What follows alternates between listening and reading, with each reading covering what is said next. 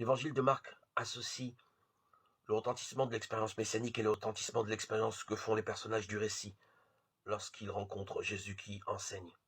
Ce nouvel empilement n'est pas explicitement réalisé par le texte lui-même, mais il s'adosse très certainement à la lecture que les premières communautés judéo-chrétiennes faisaient de Lamentations chapitre 4, 20. Ce texte biblique qui cristallise l'originalité du texte de Marc fait en effet partie des plus anciennes collections de Testimonia. Fait rare, sinon unique, il se trouve déjà christianisé dans la Bible grecque elle-même. Dans le texte hébreu, Israël pleure l'absence du roi que Dieu a oint pour conduire son peuple.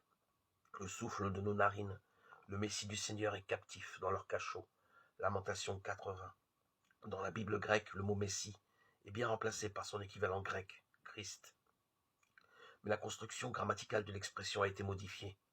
Le souffle de notre face, c'est le Christ Seigneur. Il a été pris dans leur destruction, lui dont nous disions, à son ombre, nous vivrons parmi les nations. Lamentation 80. Le verset n'évoque plus une figure royale parmi d'autres, un Christ du Seigneur.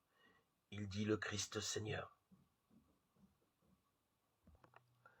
Christ Seigneur, c'est ainsi que les chrétiens appellent Jésus. Dans Lamentation chapitre 4 verset 20, à cette particularité d'associer ce titre à une expérience bienfaisante. Le souffle de notre face, c'est le Christ Seigneur. À son ombre, nous vivrons parmi les nations.